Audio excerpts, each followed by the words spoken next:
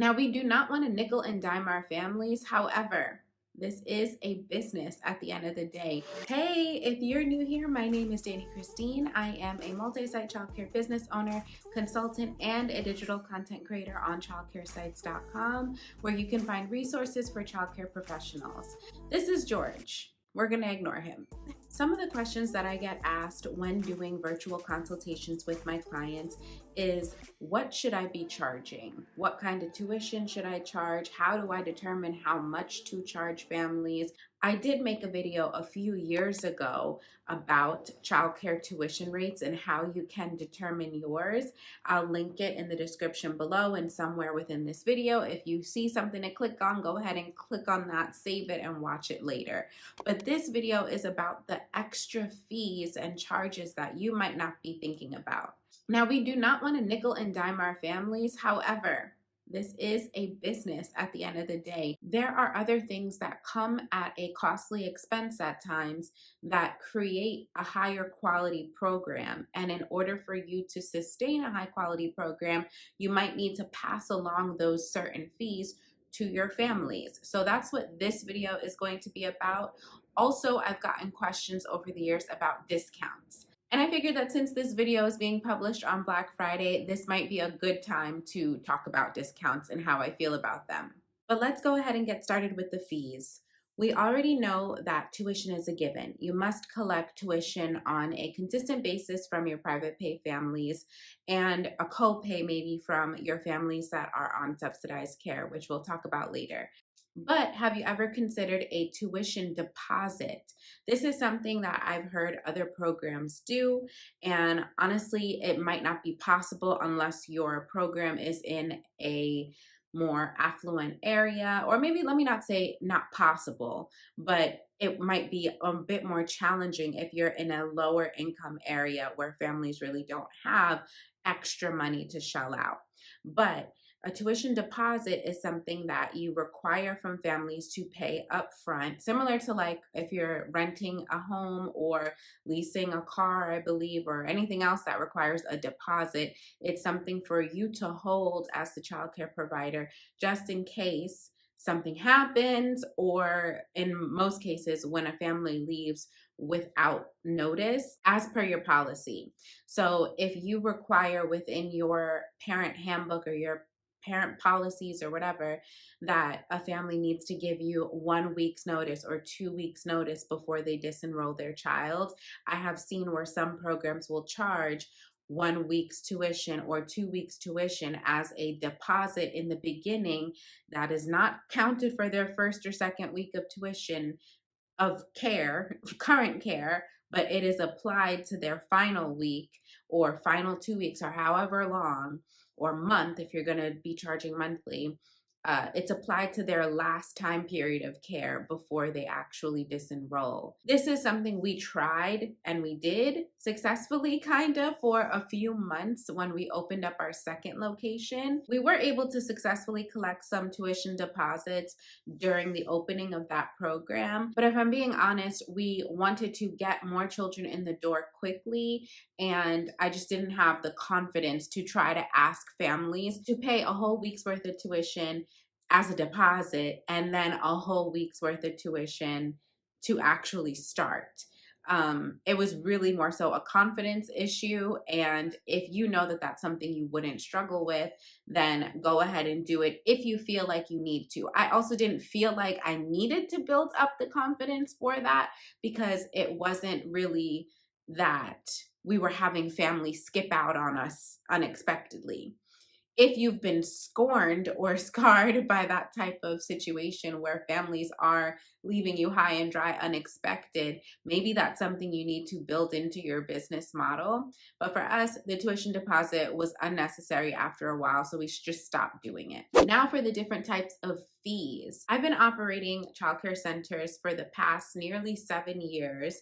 I started off as a group family daycare in my home before that, but as a childcare center, this is our first school year where we're actually charging a registration fee, one standard fee that everybody has to pay in order for their child to begin enrollment with us. It comes along as an attachment in the electronic registration forms that they have to fill out. So they cannot submit the registration forms unless that fee is paid. And when that fee is paid, their spot is saved for 2 weeks, for up to 2 weeks for the child to actually start.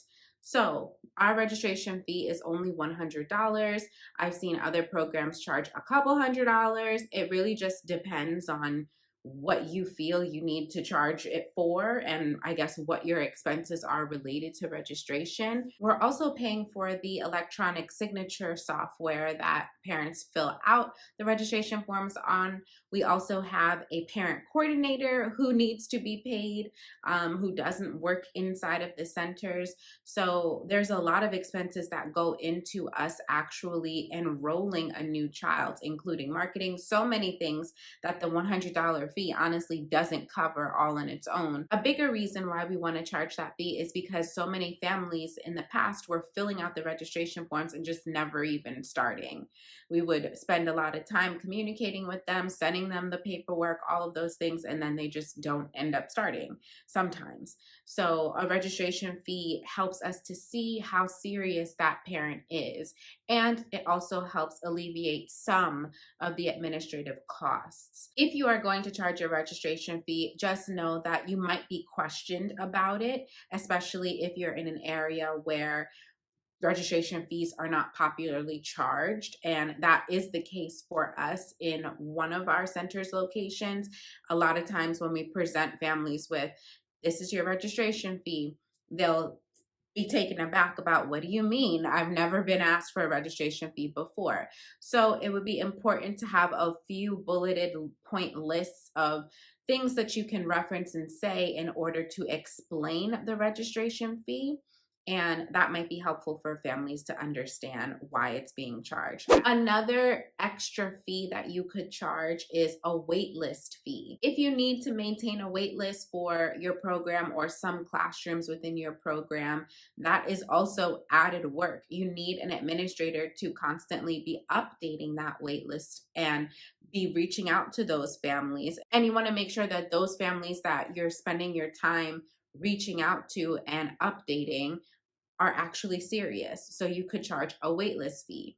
Our current waitlist fee is $50. And both our registration and waitlist fee are separate fees. They do not get applied to tuition later. It's just a standalone fee that is what it is. Something that we do not charge, but I have heard other programs charge, is an insurance fee. Of course, we pay for different types of insurances as a business, but we don't pass along those fees in a specific line item of insurance fee. But that might be something you consider if you take a certain fee per child for the purpose of insurance. I'm not really too familiar with it. I just know I've seen some programs have that as a line item. You might also consider charging a supplies fee or asking for a supply list. Every August, we have our lead teachers do a back to school night information session for the new school year with the families that are coming into their classroom in September.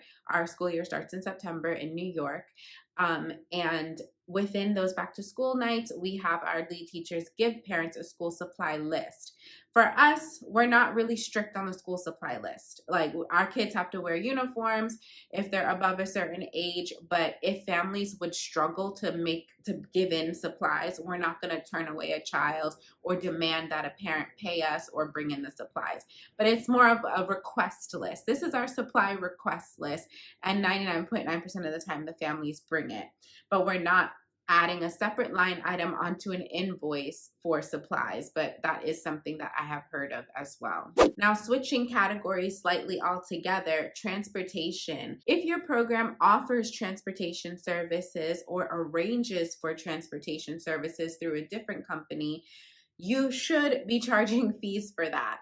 For a good 4 years, we did not charge anything for our transportation services, and now we do. It's still not enough to cover all of the expenses. I'm not going to lie. It's really expensive to offer transportation as a childcare business because the insurance is so high, at least for us in my area in New York. With the type of transportation that we do, it's expensive.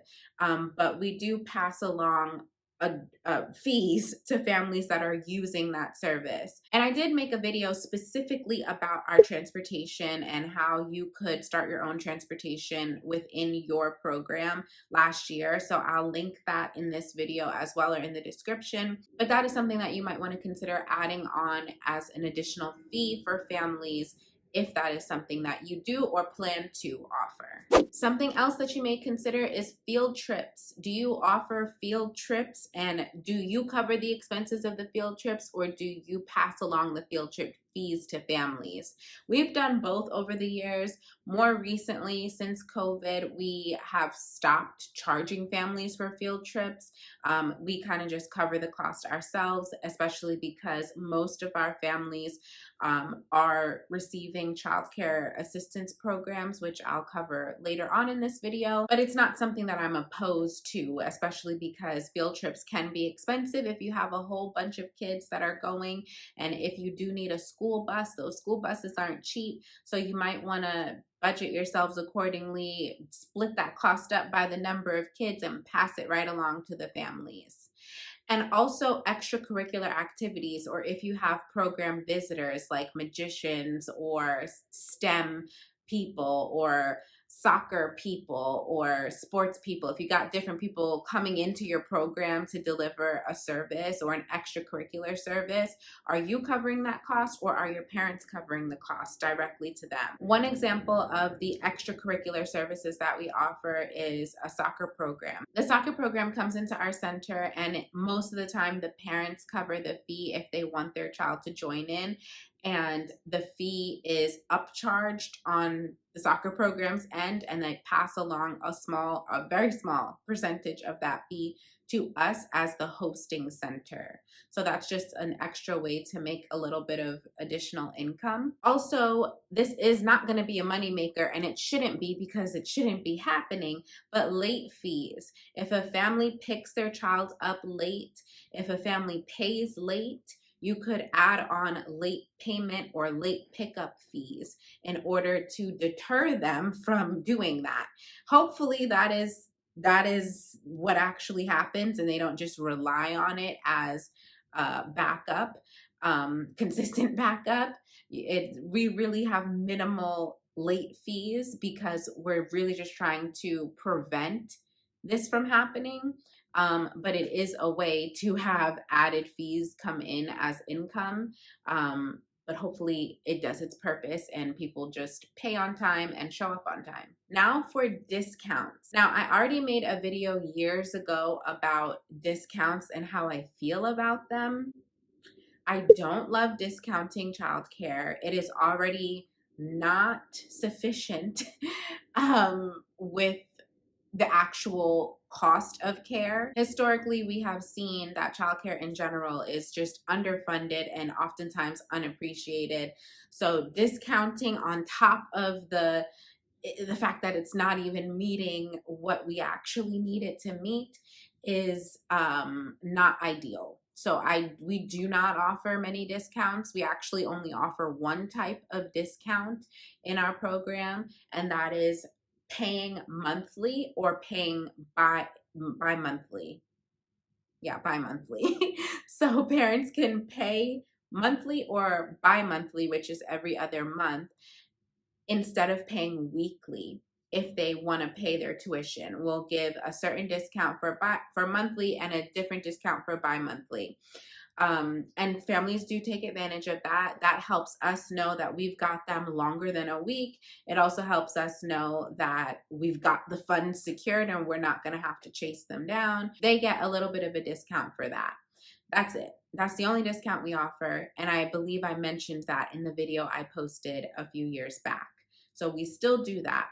But if you're insistent upon offering discounts in your program, a different discount that I do know about is multiple child discounts. Although I do understand why you might want to offer, or why parents might expect a multiple child discount, I don't agree with them. I posted this video on my Instagram a while back that kind of explains my perspective on it. It's true in so many businesses, but especially the childcare industry, where we are often asked to provide discounts for siblings or multiple children. And Just listen for a second. A few years ago, I was trying to add on an additional location. We had just expanded from 1 location to 2, and I was trying to add on another account to a software that we use pretty much every day, or that we did use at that time. So nothing unusual. I called the representative that we had dealt with, or we normally did at that time, and I asked, we just opened another location, we got our congratulations and all of that.